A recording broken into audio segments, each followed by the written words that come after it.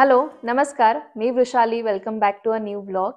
आज अगेन वीकेंडचा दिवस आहे आणि आम्ही बाहेर चाललोय फिरायला.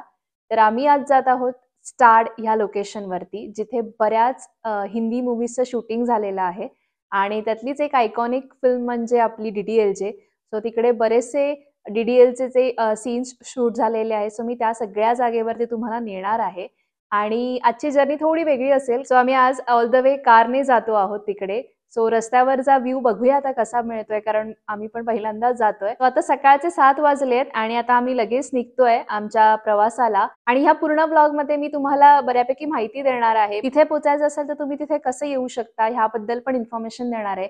सो ब्लॉगला नक्की बघा आणि सबस्क्राईब केलं नसेल तर नक्की सबस्क्राईब करा.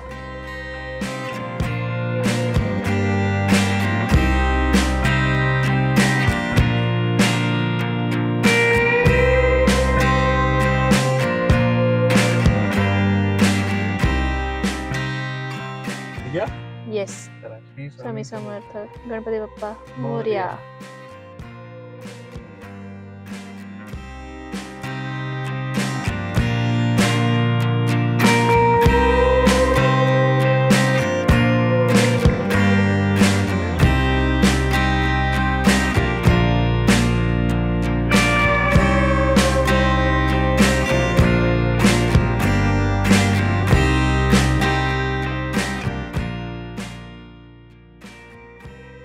आम्ही इलेक्ट्रिक गाडी रेंट केली आणि जी अवेलेबल होती ती उचलली.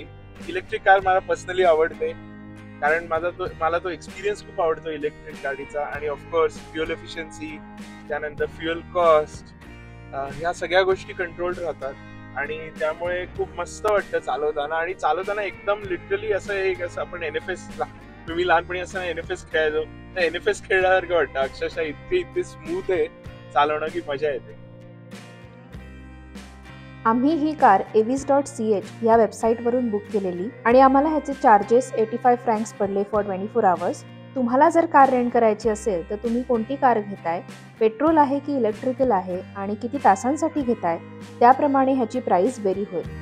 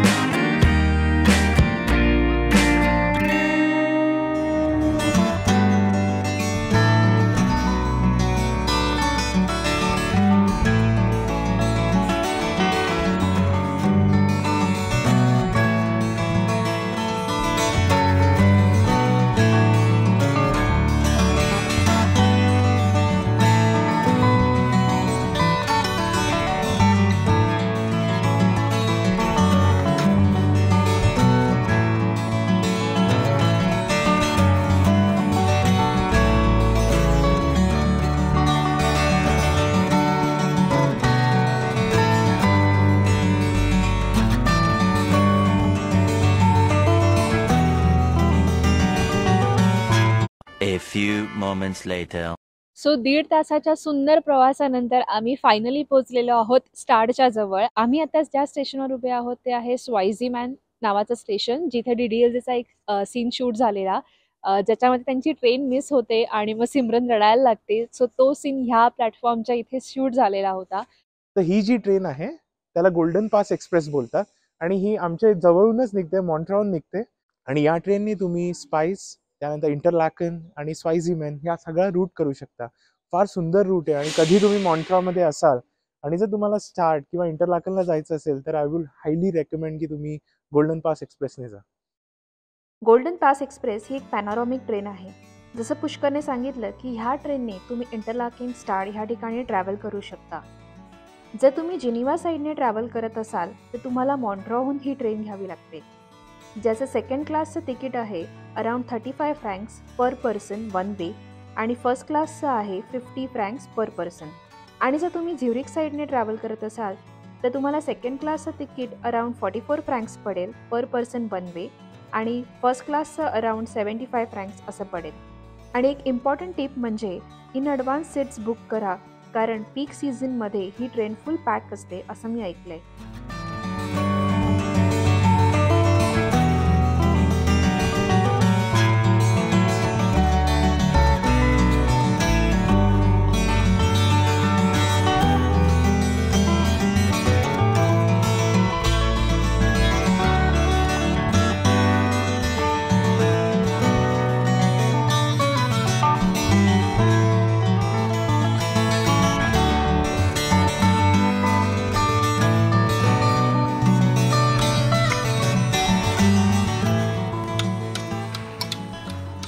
जेवण देते. मोमोचं जेवण.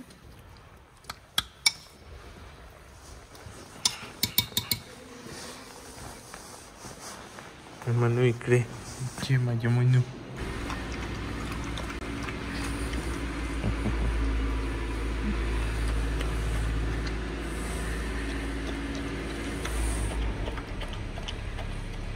आम्ही सानेनला आलोय. मस्त होता प्रवास. ऍक्च्युली ना इकडे चालवताना you need to be an expert. You need to know how to drive in Europe. आणि second thing, you need to know how to drive well in Europe. कारण स्पीड लिमिट्स इथे इतके फ्लक्च्युएट होतात, specially in Switzerland. तुम्ही 80वर असाल, लगेच 60 cut होतं, 50 cut होतं, 40, लगेच 80. तर तुम्हाला तो कंट्रोल आला पाहिजे. आणि like people do follow speed limits here. आणि स्पेशली इथे एक गोष्ट काय आहे जी तुम्हाला खूप केअरफुली ऑब्झर्व करायची, की इथे घाट आहेत. इथे सानेनला येताना, स्टार्डला जाताना, स्वायझीमॅनला जाताना या घाटात सुद्धा 80चा स्पीड असतो मोस्टली. मग मध्येच 40 आणि 60 होतो, बट मोस्टली 80चा स्पीड आहे. सो पूर्ण 80त नाही चालू शकत माणूस, कारण खूप स्टीप टर्न्स आहेत. खूप आणि नॅरो रोड्स आहेत खूप, आणि प्लस बॅरिकेडिंग पण असं त्यांनी काही ठिकाणी केलेलं आहे, पण काही ठिकाणी नाहीये, जिथे स्पेशली कधी कधी टर्न घेते गाडी आणि तिथे बॅरिकेडिंग नाहीये आणि मग तुम्हाला त्या स्पीडमध्ये चालायला लागतो. सो म्हणजे थोडंसं रिस्की नाही मी म्हणणार, पण येस, म्हणजे तुम्ही जर एक्सपिरियन्स्ड असाल तर मग तुम्हाला इझी होईल ड्रायव्हिंग. स्पेशली तुम्ही युरोपमध्ये युरोपमध्ये जर आणि चालवली अशा असेल तर हिली yes. एरियाज मध्ये चालवली तर Correct. तुम्हाला इझी जाईल, नाही तर हो. थोडं डिफिकल्ट जाईल, नाहीतर थोडंसं ओव्हरवेल्मिंगही होऊ शकतं. Yes. त्यामुळे थोडा विचार करून डिसाईड करा तुम्हाला गाडीने Yes. यायचंय का ट्रेननी. कारण ट्रेननी तुम्ही सगळीकडे जाऊ शकता, काहीच प्रॉब्लेम नाहीये. आम्ही बाय चॉईस आलोय गाडीने, आणि Yes. असं नाही की वी फेल्ट व्हेरी बॅड का आमचा एक्सपिरियन्स, असं काही नाहीये. इट्स जस्ट हा, समथिंग वी पण thought we will share with you correct, guys. कारण आम्ही पण पहिल्यांदाच आलेलो आहे गाडीने ह्या एरियामध्ये, त्यामुळे आम्हाला असं जाणवलं ते चालवताना.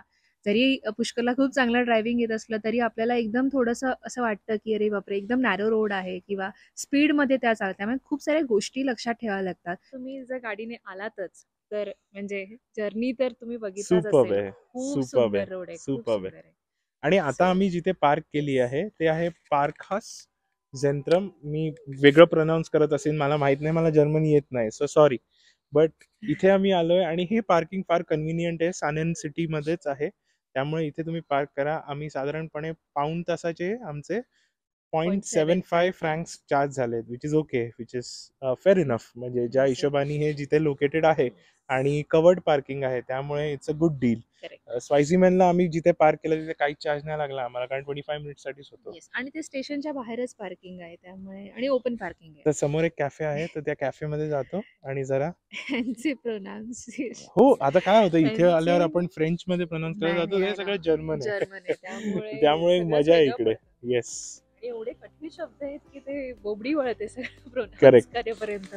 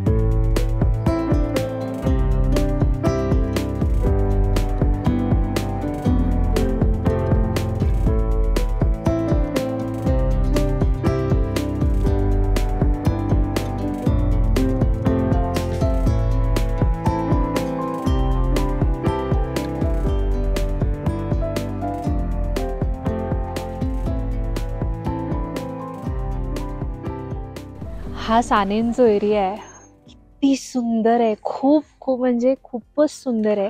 आणि इथे सगळे शॅलेज आहेत, त्यांचे छोटे छोटे रेस्टॉरंट्स आणि वेगवेगळे शॉप्स आहेत बेसिकली. पण इथे ना हे शॅलेज थंडीपासून त्यांचं प्रोटेक्शन व्हावं म्हणून लाकडाची बनवलेली असतात ही घरं, पण ती दिसायला इतकी सुंदर आहेत म्हणजे प्रश्नच नाही. म्हणजे मला सुचत नाही शब्द काय बोलायचे, कारण इतकं सुंदर आहे सगळं. सो आम्ही फक्त मजा अनुभवत राहावं, है की हो. नाही? सो फक्त असं हे बघत राहावं, अनुभवत राहावं असं वाटतं. आणि प्लीज तुम्ही एकदा तरी स्वित्झर्लंडला नक्की या, जेव्हा केव्हा तुम्ही ट्रिप कराल ह्या एरियामध्ये, तर खरंच खरंच खरंच या. सो आता आम्ही छान शूट करतो, थोडेसे फोटोज काढतो आणि मग आपण एका ब्रिजवर जाणार आहोत. तो तुम्हाला कळेल लवकरच कुठला ब्रिज आहे.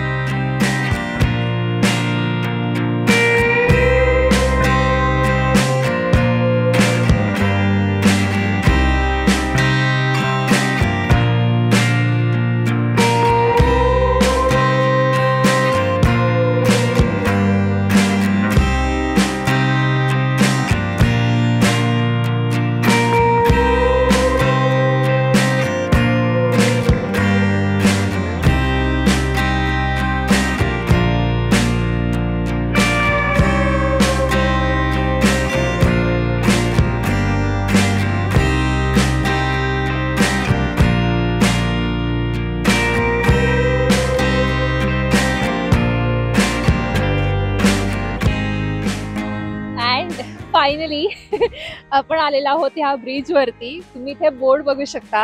ह्या ब्रिजला सॅनन ब्रिज असं नाव दिलेलं आहे आणि इथे DDLGचं शूटिंग झालंय, जिथे शाहरुख खान काजोलला बोलतो पलट पलट पलट, तो सीन ह्या ब्रिजवर झालेला आहे. सो ब्रिज म्हणजे असा बेसिक ब्रिज आहे, असं काही नाहीये. आणि स्पेशल अशी गोष्ट आहे की ह्यांनी इथे पोस्टर लावलाय, म्हणजे इतकी लोक येत असते. मी पहिल्यांदाच आले आणि मला खरं सांगू तर खूप खूप खूप छान वाटतंय, मजा येते. कारण हे असे टुरिस्टी पॉइंट करायला कधीतरी खूप मजा येते. सो येस, आणि ऑफकोर्स DDLJ माझा आवडता मूवी आहे, त्याच्यामुळे इथे अशा लोकेशन्सना व्हिजिट करून छान वाटतंय एकंदरीत.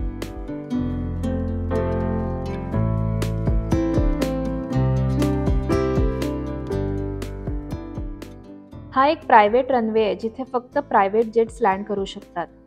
आणि DDLJचा तो पण सीन इथे शूट झालेला आहे जिथे शाहरुख खान प्लेनच्या पाठी पळत असतो.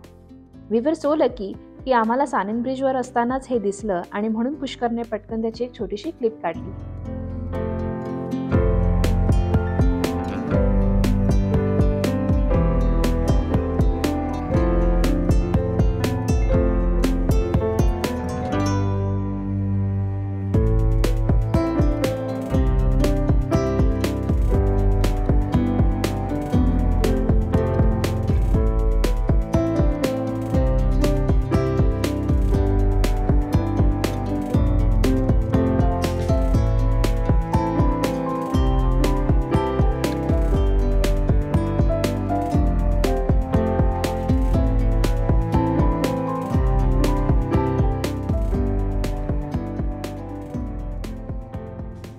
तो आत्ता आपण पोहोचलेलो आहोत स्टार्डला आणि खूप सुंदर टाउन आहे. हे पण छोटंसं टाउन आहे आणि असं म्हटलं जातं की स्वित्झर्लंडमधलं मोस्ट एक्सपेन्सिव्ह गाव आहे. इथे खूप श्रीमंत लोक राहतात, पण आय थिंक इथे व्हिजिट एकदा केलंच पाहिजे कारण छान आहे. आता विंटर चालू आहे त्यामुळे खूप गर्दी नाही आहे, पण इथे जनरली लोक समरमध्ये जास्त येतात. पण असं काही नाही आहे, तुम्ही कुठल्याही सीझनमध्ये येऊ शकता जर तुम्हाला एक्सपिरियन्स करायचा असेल तर.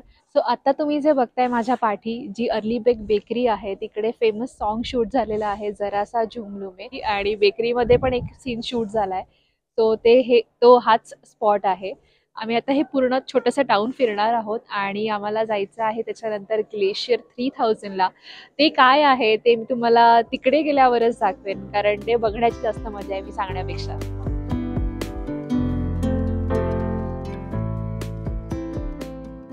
स्वित्झर्लंड हे समरमध्ये जितकं छान दिसतं तितकंच ते विंटर वंडरलँड पण आहे. आणि स्टार्डला यायचं अजून एक कारण हेच होतं की आम्हाला वरती माउंटन्समध्ये जाऊन एक तिथे सस्पेन्शन ब्रिज आहे ज्याच्यावर सुंदर असा पीक वॉक तुम्ही करू शकता आणि ते सगळं मला अनुभवायचं होतं. बट अनफॉर्च्युनेटली वेदर कंडिशनमुळे तो सस्पेन्शन ब्रिज बंद होता आणि तिथे जायला केबल कार लागते, सो तीही बंद होती. त्यामुळे खूप वाईट वाटलं, बट ठीक आहे, बॅड लक म्हणायचं. आम्ही जेव्हा समरमध्ये येऊ तेव्हा ह्या इन ॲडव्हान्स सगळ्या गोष्टी आधी चेक करू आणि मगच तशी आमची ट्रिप प्लॅन करू.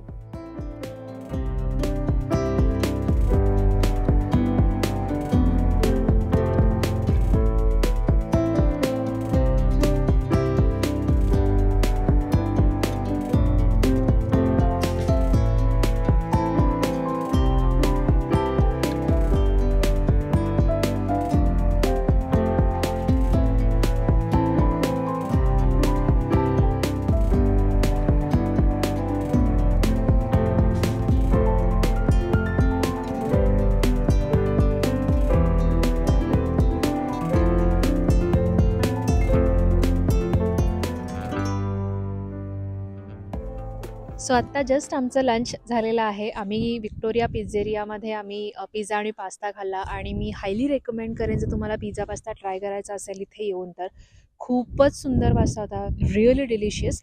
आणि प्राईज वाईज पण ओके होती. 22 फ्रँक आणि 24 फ्रँक अशी प्राईज होती आणि प्लस पोर्शन साईज पण चांगली होती. सो त्याच्यामुळे इन जनरल खूप सुंदर पिझ्झा होता.